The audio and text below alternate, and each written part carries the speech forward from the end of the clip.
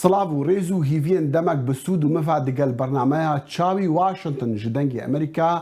li Washington ez dexîlişemo îro li şûna hevkarê xwe Belên Saleh bernameyê birêve dibim. Piştî ku Daeş li sala 2019 di Iraqê û Sûriyê de hatî ji navbirin milîtanên girtî û malbatên wan bûne sergîjiyek mezin li ser gelek astan bi taybet ji bo desthilatdarên Herêma Kurdan li Bakurê Rojhilata Sûriyê li Rojava. Eger ew bûne sergêjî ji ber ku serederî bi wan re çi milîtanên girtî di zîndanan de yan jî ji nû zarokên wan di kampan de karekî herî giran û aloz bû. Aloziya mezin jî Daişên biyanî bûn û ji nû zarokên wan ku piraniya welatên wan naxwazin heta niha jî wana vegerînin.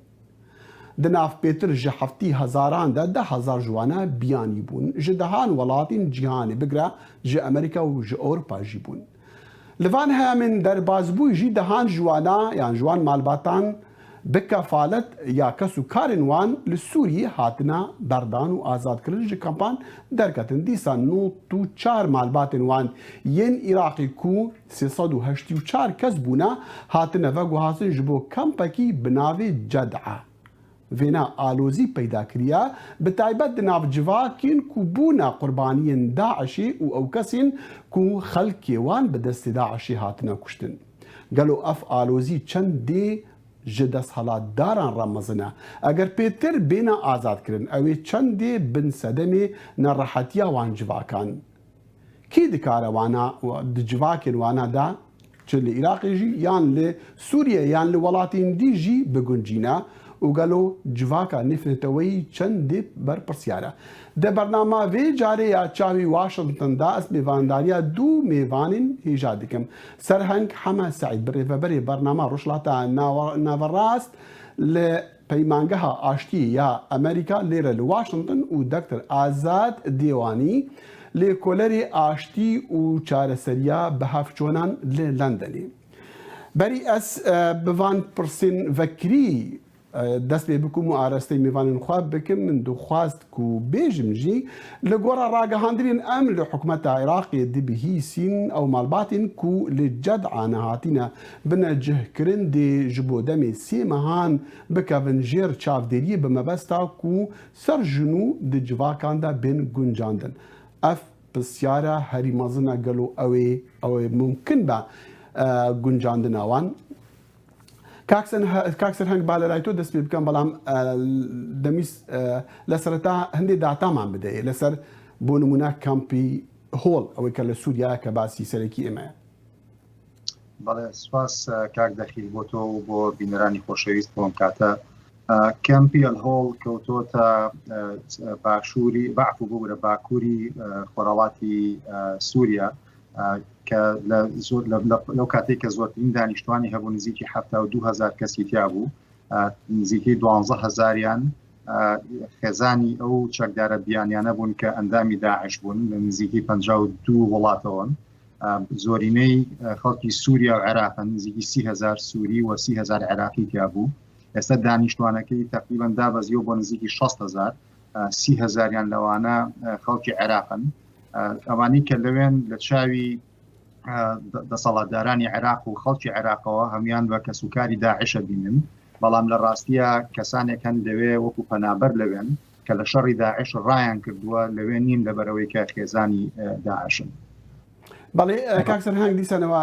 ئاگادارم کە ئێوە پێشماوەیەک پانێلێکتان هەبوو لە ئینستیتوی واشنگتن ئەمریکی بۆ ئاشتی وەزیری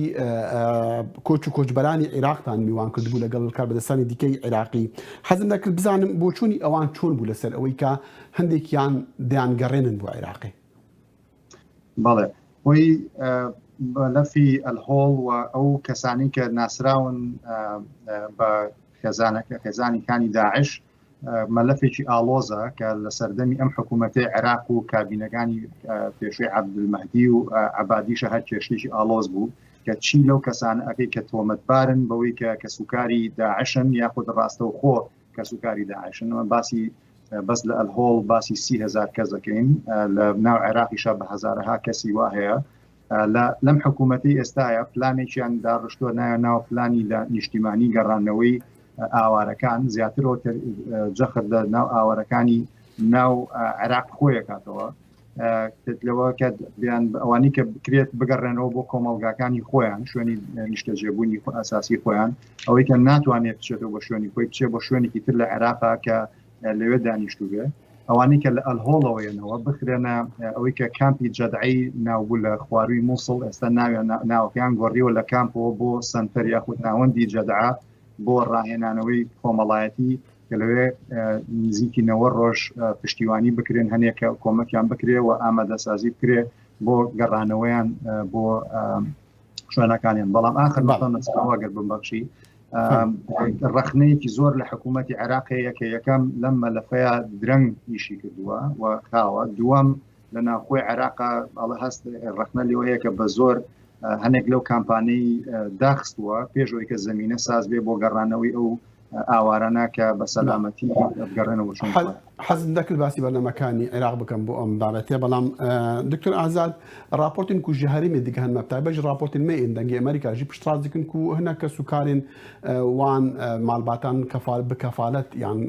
کەفالەتیشوان ڕادیکن و ji kampan derdêxin li gundan li cihan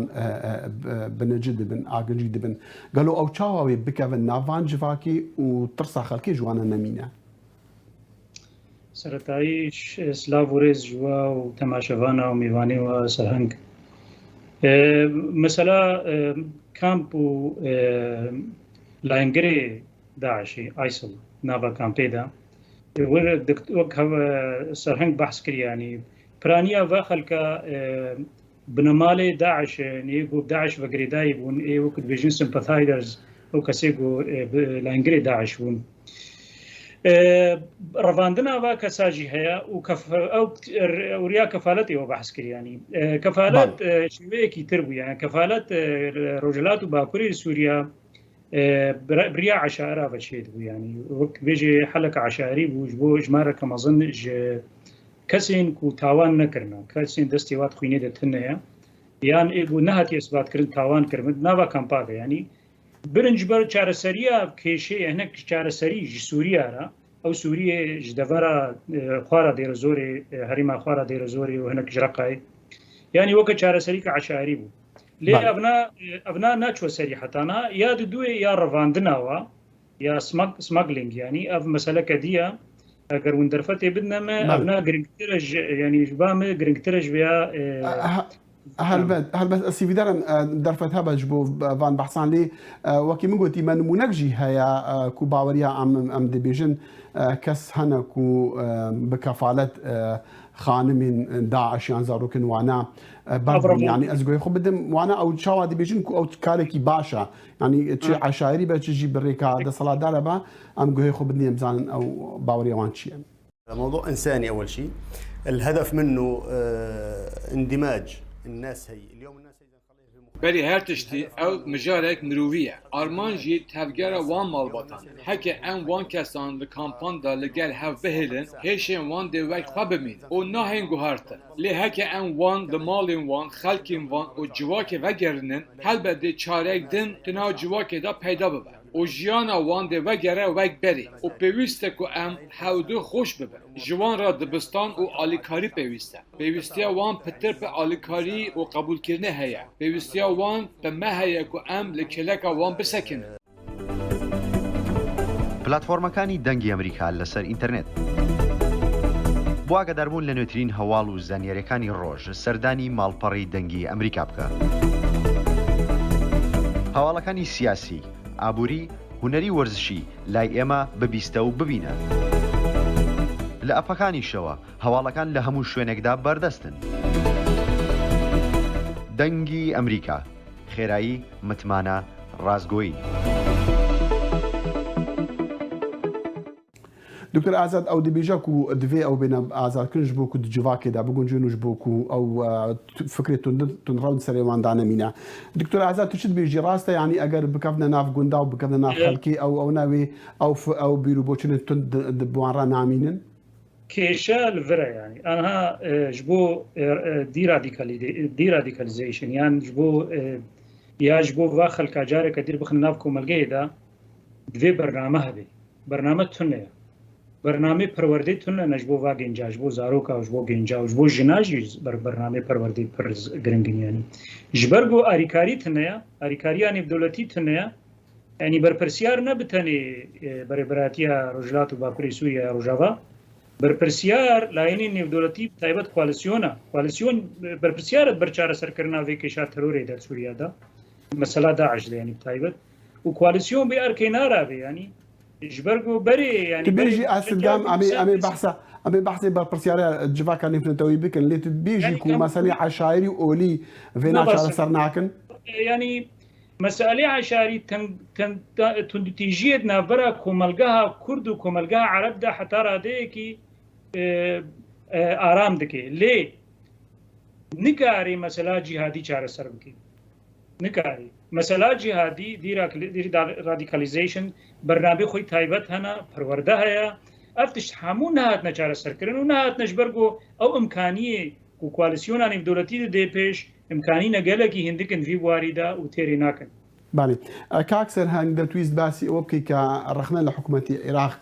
هەیە لەبەر ئەوەی کە خاوە یان چۆنێک بێ بەرنامەی نییە وەکو دکتۆر ئازادش باسەکە بەرنامە نییە بۆ چارەسەری ئەو کێشەیان بۆ وەرگرتنی ئەو خەڵکانە بەڵێ ئەوی بۆ ئەمە ئەوەی کە بڵین ئەمە لە ڕاستیە ئەم ئالۆزیە لەوانێت تا ڕادێکی زۆر بێپێشی نەبێت زۆر ئالۆزە لەوەی کە لە جۆری کێشەکەیە و لە قەباری کێشەکە ئەمە باسی دەیان هەزار کەسەکەی ئەمە پێویستی بە بەرنمەیەکی گشتگیرە کە ئەبێ سەرکردایەتەکەی لەلایەن حکوومەتەوە بێ پێشتیوانی نێودەوڵەتی پێویستە هاوکاری کۆمەلگەی پێویستە چ لە لایەن سەرۆکۆزەکان سەرعاشیرەتەکان لەلایەن کۆمەلگای مەدەنی لەلایەن میدیا ئەم زمینە سازیە چەند لایەنێکی پێویستە وەکو کاردکتۆریش فەرمی بواری پەروەردەیی و خوێندنی تایە بەڵام بواری ئامادەکاری کۆمەڵایەتیشی پێویستە ئێستا زۆرێک لەو کەسانە مۆرێک بەناوچەوان هیانەوەی ئەمانە هەتا دنیاە بە داعش حسابەکرێن ئەگەر کۆمەلگا هۆشیار نەکرێت لەوەی کە ئەگەر ئەم گروپانە ئەم خەڵکانە واز لێ بێنی لەو کەمپانەیە بمێنەوە احتیمالی ئەوەی کە زیاتر بەرەو تونیتیژی بڕۆن فکریان بەرەو داعش بڕوا یاخود گروپی چەکدار ئیستیغلالیان کا یاخود ڕێکخراوەکانی تاوان ئیستیغلالیان کا ئەمە زەرەری زیاتر بێ بۆ کۆمەلگا باشترین چارەسەر ئەوەیە ئەوانەی کە تاوانبار نین ئەوانەی کە تاوانیان بەسەران نەسەلماوە زمینە خۆشکرێ بۆی کە لەگەڵ کۆمەلگایە تێکەڵ بنەوە نەک ئەوەی کە گۆشتە گیر کرێن و کەنالیدی گیر کرێن و بەرەو ئاڕاستی زیاتر بڕۆن ئەم کردە ئەم ئیشە ئاستێکی سەرکردایەتی پێویستە لەلایەن حکوومەتی عێراقەوە لەسەر ئاستی فیدرالی لەسەر ئاستی پارێزگا و لەسەر ئاستی لۆکاڵی ئەم بۆشاییە هەیە ئەمەیەک لە یەکە لەسەر حکوومەت دکتۆر ئازاد توبێژی ژەجەم دەسەڵاتدارین ئین کوردان لە باکوور و باکوور ڕۆژهەڵاتە سووریا لە ڕۆژئاوا چەندوان بەرپرسیارەتی هەیەشکو بۆ ئەف کێشە وەکو چاوە کاکسەر هەنگ بەحسی حکوومەتە عێراقی دیکە و سستی هەیە وانە ئەو بەلکی بوو لە دەردەستەری ژوانڕە ینی وەک ون دبینن ڕەوشە باکوور ڕۆژهەڵاتی سووریا باکوور ڕۆژهەڵاتی سووریا نەدەوڵەتەوە کە عێراقی ئیمکانیاتی دەوڵەتی البای تنەنە ینی هەرێمەکە ئەو هەرێمە هەژ اعترافەکەنی دەوڵەتی پێنات یاش بەر مەسەلا شەڕی دژی داعشی کوالسیۆن لێدەیە هەڕەشەی لەسەر وێ هەرێمی گەلەکەنی ینی هەرەشەی ینی وڵاتین هەرێمیە تایبەت تورکیا و گروپی جیهادی گوپ ترکیا بەگەیدایی و سەروادەژی لە ئیستکێن رووسیا ینی رووسیا ترکیا بکاردێنی وەک ئامرازێکی تەرۆری دژی وێ هەرێمی وش بۆ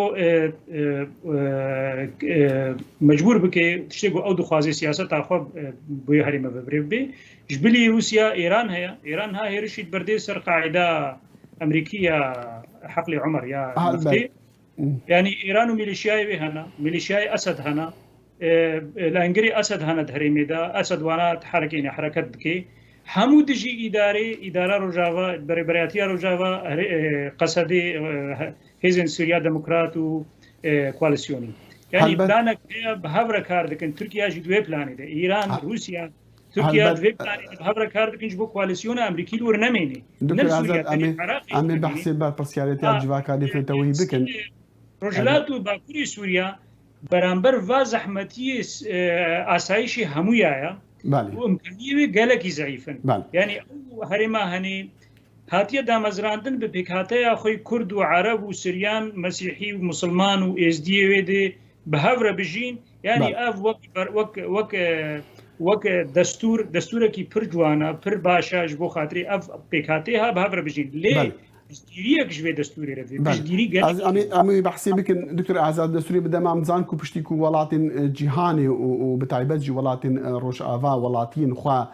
ژێ کەمپێ هۆڵێ نادەرخن و لوانان نابن خودی وەک مەژی گوتی بووە سەرگیژیەک مازن یان سەرگوژیەک پەیدا کردە وەزیری دەرەوەی ئەمریکاژی ئەنتۆنی بلینکن دەماکو لە جیڤینێکی بوو لە ئیتالیا پرس کۆنفرانسێکیدا ڕژدی لوان وڵاتان کرد و هەتا وڵاتیین خۆ ڤەگەڕینن و لە گۆڕی قانونین خوا وان تاوانبارن ئەگەر تاوانبارن داعشن دادگەه بکەن. پێدویە ئەو وڵاتێن و شەروانên بیانی jî hatine kiryarekê bikin û wan milîtanan vegerînin welatên wan dak û bi awayekî guncaw werin dadgehkirin û bikevin ser rêka rast û ji nû ve bêne em têgerekirin. کاک سەرهەنگ بۆ گرنگە ئەمانە داعشیان کە سوکاریان لە وڵاتی خۆیان دادگایی بکرێن یعنی بۆ لە شوێنی کترا بۆ بابەتی داعش بووە کێشەیەکی جیهانی بەڵێ خۆی لەبەرێکە داعش ڕێکخراوێکی لەسەر ئاستی جیهانە مەترسیە و کردار و ئالاکی تیرۆری هەیە ئەو چەکدارە بیانیانەی کە لە سووریان و نیسبەتێکی کەمتر لە عێراقن بەرپرسی هاوڵاتی مەسەڵەن بەریتانیایە فەڕەنسای ئەڵمانیایە وڵاتی ترە بەرپرسێتی ئەو وڵاتانەیە کە هاوڵاتیەکانی خۆیان بەرنەوە و لەوێ محکەمە بکرێن هێزەکانی سووریای دیموکرات و ئیدارەی ناوخۆیی لە سووریا ئەو بارە قورسەی بەسەرەوەیە ئەوان توانای ئەویان نییە کە مەسرەفی ئەم محکەمانە بچێشن ئەو وڵاتانەش نایەنەوێ ئەم کەسانە بەرنەوە ئەم چەکدارانە بەرنەوە لەبەرێکە لەلایەک هەستەکەن ئەبن بە کێشە بۆ سیستمی وڵاتەکان بە مەترسیانە بینن دووەم بۆی کە بە پێوەری دادپەروەری لە وڵاتی خۆیانە دادگاییان بکەن هەستەکەن ئەوە بەڵگیان بەدەستەوە نییە کە لە دادگای ئەو وڵاتانەیە بگەنە ئەوەی کە حکم بدرێن و ترسی ئەوانەی ئازاد بکرێن و ببن بە ترسی لە وڵاتانەیە لەبەرەوە ئێستا بە بارێکی قورس ماونەتەوە زۆربەی لە سووریا ژمارەیەکی کەمتر لە عێراق لە ڕاستیە سوورە لەسەرەوەی کە ئەوانەی کە لایەتی محکەمەیان بکە و لەبەرێکە عێراق باوەڕی بە مافی لە سێدارەدانی هەیە بەڵێ حکمی لە سێدارەدانی هەیە و جێبەجێەکە بەڵام هێزەکانی سووریای دیموکرات دەوێ ئەو یاسایان نییە ئەوە جێبەجێ ناکەن ئەمەش بەشێکە لە ڕێگری گەڕانەوەی عێراقیەکانیش لەبەرێکە بەشێکی علاقی بە یاساوە هەیە بەشێکی علاقی بە نەبوونی ویستەوە هەیە کە وڵاتان نایەن سەرێشێتانەوە. دکتۆر ئازاژ بۆ سووریا و بۆ دەسەڵاتدارین سووریا ئەو ڤەگەڕین یان نەڤەگەڕین چەندێ باشیان خراپە ینی ئەن ڤەگەڕین باشترە ڤەگەڕین ناوەن وڵاتە ئەگەر ئەم بەحسی بژبلی مەسەلاک و بارگریانێک مەزنە ji بۆ دەسەڵاتدارین کوردان ji ڕووی قانونی بە بەستەش بۆ ڕژێما سووری بەێ بۆ ڕژێما سووریش بۆ دەسەڵاتداران بگشتی لە سووریا چابێن دادگاکرد کێوان دادگاه بکە ینی ئەم مەسەلا دادگەی وەک کاکسەر هەنگ گوتی ینی مەسەلا دادگاهکردنا با جیهادیە بەتایبەت نابێت کام پێ دێت هەنیانیش بەرگو جیهادی هەنە زیندانادا تاوانی مەزنکردنە خەلک کوشتنە خەلک ئشکنجەکردنە خەلک کۆیلەکردنە ئیزدی گرتنە وەکو کۆیلە ژنێ ئیزیدیاگرتنە ینی گەلک زڵمکردنە ئەوانە نەبتەنێ گەرەک ینی حەگەر حەقی هەبێ ئەگەر یاسا هەبێ گەرەک ئەو لوکەلی دادگا بن شوێنە تاوان لێکردن ئەو بە ئەو شار و باژار و جێگ و تاوان لێکردنە گەرەک لور دادگا بن بەر خودی ماف لورە ینی ئەو کەسێک گۆزرم لێ هاتیەکردن یان سووریان عراقیە یان کوردیان عەرەبە ینی لڤە هەرێما تاوان هاتنەکردن ji ber vêyekê ji mafê deshelata rojhilat û bakurî Sûriyayê bikê lê ji ber etirafanê dewletî pênîna ji ber wek niha kak Serheng gotî ev layîngirên nêvdewletî bi taybet koalîsyona nêvdewletî rê nadê newa mehkeme dike li derva newa dihêlê lûkalî dadgehên rojhilat û bakurî Sûriya wa dadgah bikin ew dadgah eger alîkarîka nêvdewletî hebe piştgirîka nêvdewletî ji wa ez gelek bawerim ev dadgah karin bi erkê xwe rabin ji ber ku destûra rojhilat û bakurî Sûriya destûrek avakiriya li ser qebûlkirina hemû netewa ne destûreka تندوتجية طائفي تداهي أن نتوي تداهي أجبر فيكي أو حكمي إعدامي نبي وحكمي ريل ما في مروفا يا سايني بدولتي يا مروفاتي هبي اتفاقيات جنيفا هبي همو تشتوي الرئيس لي بيقرتن لي أفر لاينجرين دولتي كواليسيونان دولتي مسألة أنقرة خنا حسابي ده مسألة خو بازارغانية خد خنا حسابي ده أبي عدالتي ناين نبيش بيشجيريا محكمة كيناكن لسر عرضي يعني بردا دسلات رجلات باكوري سوريا وك زندان كر زندان حارس زندان قبول دكن اللي قبول لكن محكمة او محكمة برا رجلات باكوري سوريا برا محكمة دولتي ورشي بن برا دادورين دولتي بين طاقمين دولتي بين ناين يعني او قال كيشنا وكيشش برنها مسألة هني نبت هني بتهواني فقريدايا مسألة بسكيورتي هرم متبي فقريدايا ويعني هرم نبتني رجلات باكوري سوريا يعني هرم جولو مصدر داعش وجهادي بهف قريداي حركات جهادي بلكي بري كاكسرهن بحث كري يعني اوكي شاهني خلاص نابد عراقي ضدها صار وسياده دسبيكر انصار جند الاسلام وانصار السنه وانصار الاسلام حامو جروب الدوله الاسلاميه في العراق فحامو جروب هني بلابون جار كدي ابابون وجهادي كتنا زندانا دركتن وديسا داعش شيبو داعش ياقو همو وكل خقرتن بهتري وانا شبرقو الريهابيليتيشن نبو يعني افخل كي هني نهات نبرورد كرند زندانات نهات برنامج كوملجي نهات داني كيشي كوملجي سياسي وكوملاتي نهات نشار سرق متايبر كوملجي السنه بله يعني باشا بوچونك هيا كاكسر هنگ كأجر أوانا لهول دربكرين لو كامبانا دربكرين بكون ناو گوندەکانی خۆیانە شارەکانی خۆیاندا کۆمەلگاکانی خۆیاندا باشترە یان یارمەتی دەردەبێت لەوەی کە ئەم بۆچۆنی تند و جیهادیە لەلایەن نەمێنێ ئەم بۆچۆنێکی وایە تا چەندێک ئەمە ڕاستە ئەلبەتە هەم توێژینەوە و هەم ئەزمموی ڕابردووە ئەیسەلمێنێ کە ڕێگای ئەوەی کە زەمینە سازکری و ببرێنەوە سەر شوێنی خۆیان و کۆمەلگای خۆیان یا لەناو کۆمەلگایەکە بژین فرسەتێکی باشترە و ئەنجامەکەی باشترە بێ لەوەی کە ینی تاوان تووبارە نەبێتەوە و تونڕەوی تەشەنەکە هێشتنەوەیان لە کامپا و لە ناوەندی ئاواکە حجز بکرێن عاقبەتەکەی خراپە بێت تەجروبەی جێشی ئەمریکی تەجروبەی وڵاتانی کە ئەمەی سلمانووە بەڵام ئەوەی کە ئێستا زەمینەی بۆ ساز نییە ئەم گەڕانەوەی و بێ بۆ ناو خێزانەکان لەبەرەوەی کە تێکەڵاو بۆ بڵین بە عرفی عەشایریەوە لە عێراقا کە ئەو کەسانی کە تاوانبارن لەم کەسانی کە زۆر کەسن هەن لەمانە کە خێزانی داعش نین بەس تاوانبارەکرێن بەوەی کە خێزانی داعشن یاخود تاوانبارەکرێن بەوەی کە کار ئاسانیان کردو بۆ داعش یاخود بەرهەڵستی داعشیان نەکردووە ئێستا کە ئەچنەوە ناوچەکانی خۆیان مەترسی ئەویان لەسەرە کە بکوژرێن ڕئیس عەشرەتەکان کە ئێمە ئیشیان لەگەڵاکەین لە ئەنبار لە نینەوە لە کەرکووک لە مەنتیقەی حەویجە ئەمانە هەمویان درک بەوە ئەکەن کە چارەسەر ئەوە نییە ئەم کەسانە لە کامپات مێننەوە بەڵام گەیشتونەتە ئەو قەناعەتەشی کە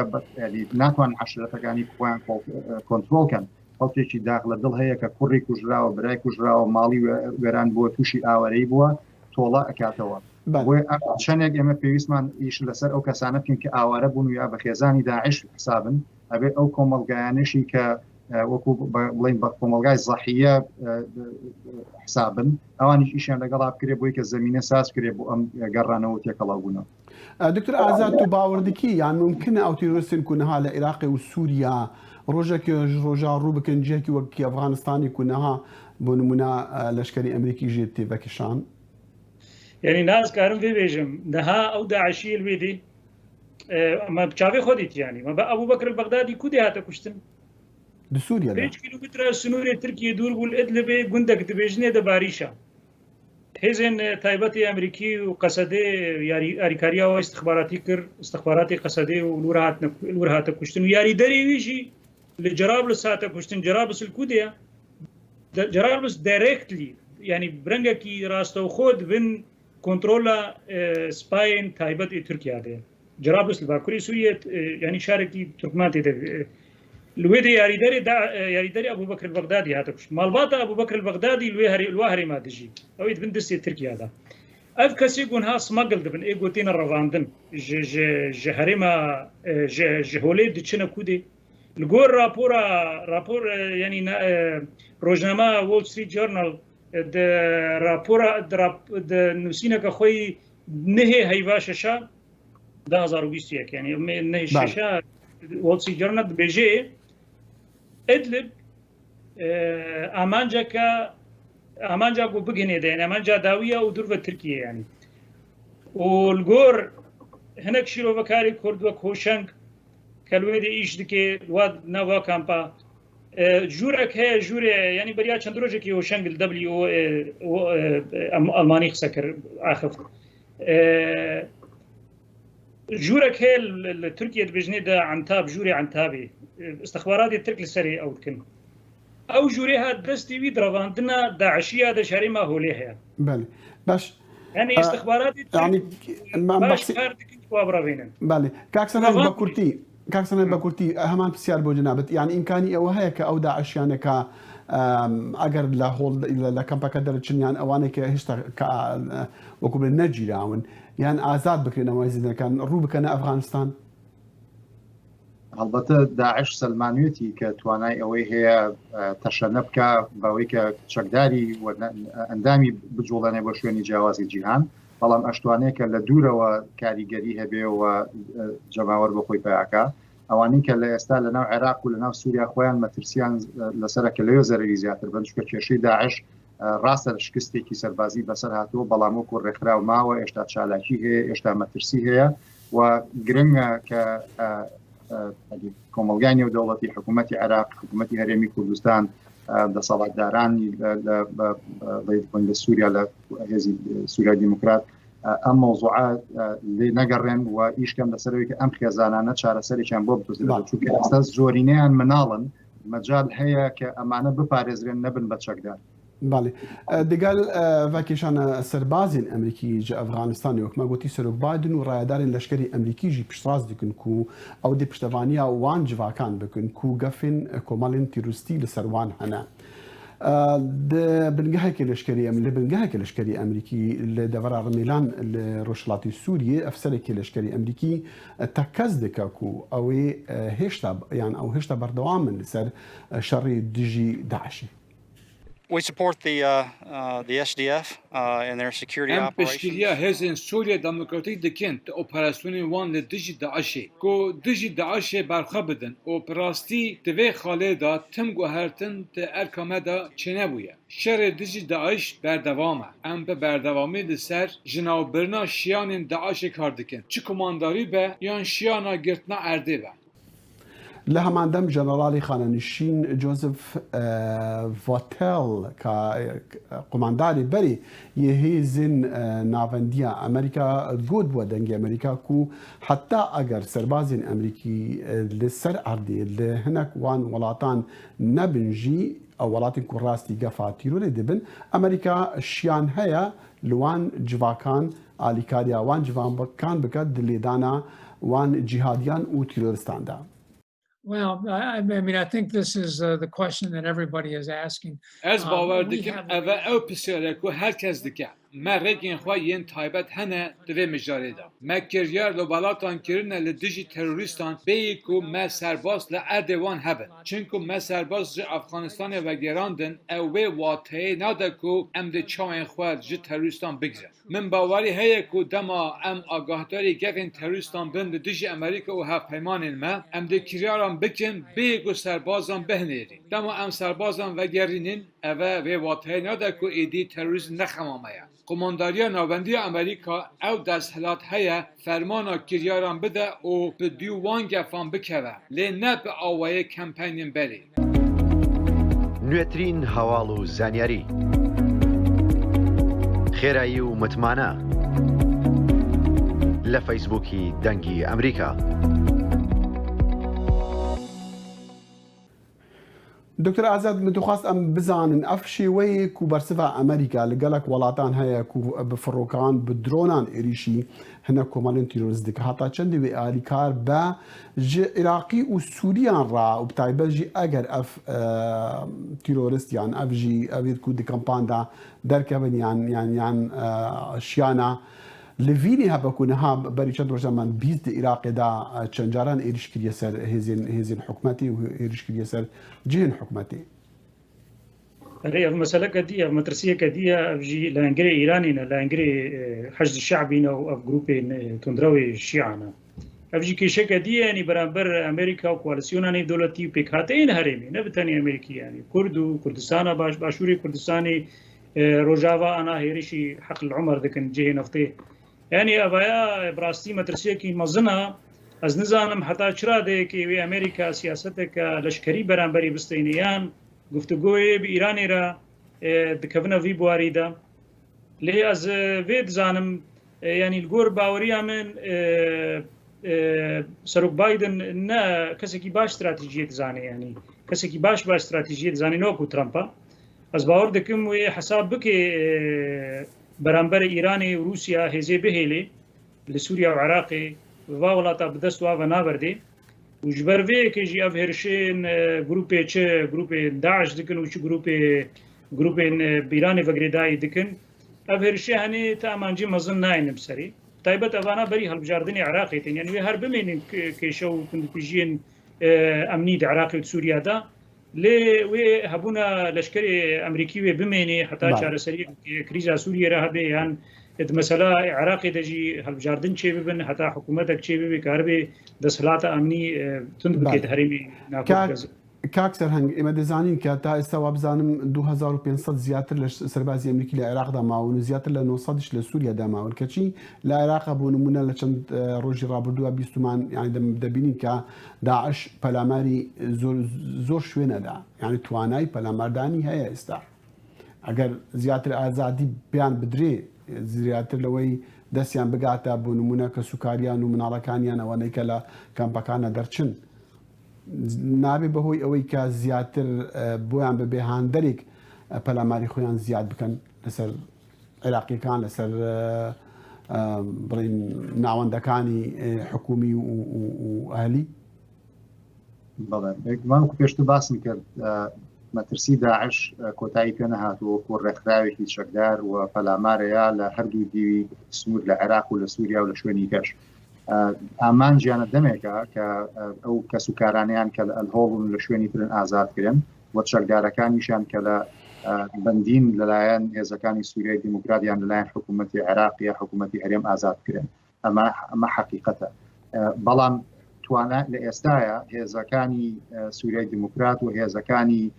عێراق و بەوانی هەرێمی کوردستانیشەوە توانیوانە ڕێگە بگرن لە فراوانبوونیان ناتوانن هێز توانای ئەوەیان نییە کە ناوچە بگرنەوە دانیشتوان کۆنترۆڵکەنەوە بەڵام ئەگەر وەزعی عێراق بەرەو هەڵۆشانی زیاتر بڕوە وەزعی سووریا بەرەو هەڵۆشانی زیاتر بڕوە ئەمانە بۆشایی دروزەکە کە داعش ئەکرێ ئیستیفادەی لێ بکات دەماکو ئەم بێن سەر بەرپرسیاریە جڤاکە نێفنەتەوەیی دشەڕێ داعشدا وڵاتی و بکەوە هەزرایەکی تورکایە چونکو گومان لەسەر ڕۆڵێوەی هەیە گەلک خەڵک گومانی لەسەر ڕۆڵێوێ دانێن گەلک ژی وێنا تاوانبار دکن و چاوێ خواژی کارین داعشیان کۆمەڵێن دین جیهادی دکرە بتایبەت ئەو کۆمەڵێن و شەڕی کوردان دکن ئەندامی هەدەپێ پەرلەمانی تورکیا ژ ئامەدێ ئامە دیار بکرێ هۆشیار ئۆزۆی بەریدەمەکی لێرە لە واشنگتن بوو ئەم ژێ پرسین سەر ڕۆلی تورکیا دشەڕێ داعشێدا چاوایە ئەم گۆداریە بەرسڤایی بکن Turkey's notion of terrorism is very broad nowadays. Türkiye jixwara teröristan dest nişan dike, dema grupên terörist jek cuda dike. Gelek grup di Sûriyede hene vekî Tehrîr el-Şam Türkiye piştevaniya wan dike. Ew kumelti lîsta terorê ya Amerîka û neteweyên yekbûyî da ye. Lê Türkiye pe eşkereyê piştgirî dida wan. Daeş ne xemapêşîn û ne pirsgirêka Tirkiyeyê ye. Demek derece Türkiye çawên xwe li êrişên Daeş li Kurdan digire. Çünkü ji bo Türkiye Kurd gefin li ser evlehiya niştimanî. Ji ber ihtimala ku Kurd herêmek otonomî li Rojava da mezirin. Ji ber vê Türkiye piştgirî dide tevaya grupên terorîst dema şerê Kurdan dike. Türkiye ne tunde li hember Daişê. Lê ev vê wateyê nade ku Türkiye dilxwazê Daişê ye. Lê bawer dike ew dê destkeftên Kurdan ji nav bibe. Civaka navnetevî jî di vê bijarê da baş ne alîkare. Bi taybet rêveberna kempên Daişê da li Sûriyê belkî Ewropî jî naxwazin welatiyên xwe yên endamên Daişê di wan kampan da vegerîne. دکتر ئازاد توتم دخوازی بەحسی ڕۆڵی تورکیا بکی کاکوشیار ئەندامی پەرلەمانی تورکیا دەبێژە گۆهەداریاوی دیکە دەبێژە و هەر کۆمەڵێک دژی کوردا بە تورکیاوێ ئەگەر دۆستێوێژینە بە ڕەنگە ینی ناخۆشتوی بە جەمێژی جەم تورکیا لە دیسان چاوی خۆش وانە دەکرێیان پشتەوانی دوانە دیکە بەلێ ڕاستە بە تایبەت گروپی جیهادی ینی وەکو دەزانن ئەگەر دیرۆکە جیهادیە سووریە دەون باش لێ تەماشا بکەن 2013 داویە 2013 گروپی جەبات مسرا و حرە شام دژی ڕۆژاوا بکارانی تورکیا بسنوورێ تورکیا بە دەرباسی سەرەکانی دەبوون شەڕێک کوردات کردن سەرەکانی شەڕەیە پەگێتکردنەوەی چاخی قەسەدەی نەبوو هێزن سووریا دموکرات نەبوو ینی داویە 2012 دوورە بحتات حەلەبێدا ناوچەی کوردات حەلەبێدا شەڕێک کوردات کردن يعني هرشي كرداد كان نه هرشي رژیم سوریه كان آن هاد و دستیوردانی لشکری دا دستیوردانه یکی هر هدف رجاوا بو عفرینه و کوبانش هف ببرد بجنه درع الفرات يعني افريت الشيو ودورا دستیوردانه عفرینه ونها فاكرنا نجادي الويدي شيء دبي بدست جهاديه بتايبت جروبين پاشماوين داعش ونصرة وهناك جي قاعدين وقت سمرقند وحراس الدين وجروبين تركمان أو جروبين هنا بجري وولف كاردك جورين أبي فتكنا جور حزدكن أنا براستي تاواني جلكي مازن تجملتي كرت كنا العفينين السريقاني دستي وردانا 2019 ده همان جروبين تشكدارين جهادي وسمي جهادي يعني جهادي وك پاشماوین داعش و نصرة تبلی هف کرن و گروپین وک شرقیه و یدی تری چه کرن و هرشی هرمی کرن تاوان کرن و اسمی جهادی وک ترکمانین سلطان مراد و سلطان سلیمان شاه اوانا تاوانین گلکی خراب دکن دهرمی عفینی وادا بتایبات دجی جنا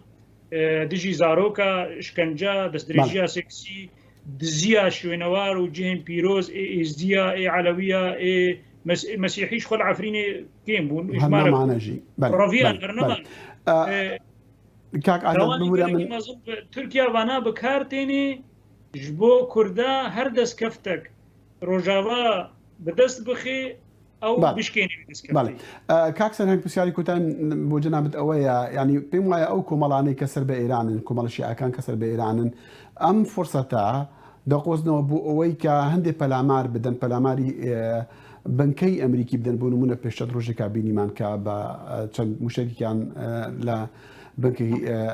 نزيك بنكي أمريكيان يان لهولير أمانة يعني أمانة روشكة تكلاوناكا كأما داعشن أمانة هزي كتراكا كاري همان كاري دجي أمريكا دكان بەڵێمان بێگومان ئەو گروپانە دوو بەرژەوەندیان هەبوو بەرژەوەندی چەند ئەوەیە کە دژی داعش بوەستنەوە لە بەرەوەیکە بە مەترسی ئەیان بینی بۆ سەر خۆیان بەڵام ئەمریکاش بە مەترسیە بینن بۆ سەر دەسەڵاتی ئەوان لە فراوانبوونیانە لە عێراقا و بوونی ئەمریکا پشتیوانی دەوڵەتی عێراقەکە و حکوومەتی هەرێمی کوردستانەکە کە بەهێزبوونی ئەو دوولایەنە دژی بە بەرژەوەندی ئەو گروپە چەکدارانەیە لەبەرەوە لە داهاتووە پێم وایە ئەوکو ئێستا ئەیبینین بەردەوامی ئەو هێرشانە بووی کە فشار بکەنە سەر حکوومەتی عێراق فشار بکەنە سەر هێزەکانی ئەمریکا و هاوپەیمانان بەشدارە بێ و لایەنە سیاسەکەی فشارە و لایەنە تەکنۆلۆژیەکەی کە ئێستا درۆن فڕۆکەی بێفڕەکەوان بەکارهێنن ئەمەش کێشەیەکە بۆ حکوومەتی عێراق و بۆ هێزە چەکدارەکانی ئەمریکاش. کاکسەر هەن زۆر سوپاس دکتۆر ئازاد سوپاس بۆتەژی ببێت چەندێنتێندایا بەرنامە چاوی واشنگتن دووبارە سوپاس بۆ میوانی بەرنامەی سەرهەنگ حەمەد سعید بڕێوەبەرێ بەرنامە ڕۆژهەڵاتە نەڤەڕاست لە پەیمانگەها ئاشتیە ئەمریکی لێرە لە واشنگتن دکتۆر ئازاد دیوانی لێکۆڵەری ئاشتی و چارەسەریین بە هەفچۆنان لە لەندەنێ بمەڕەبوو هەتا دەمەکەدی وەتا جارێکەدی دیگەینەیەک بەرنمەکە دیە چاوی واشنگتندا بە دەخیلی شەمۆیە هیڤیا خۆشی و شادیان ژوەرە دکە بدوعە.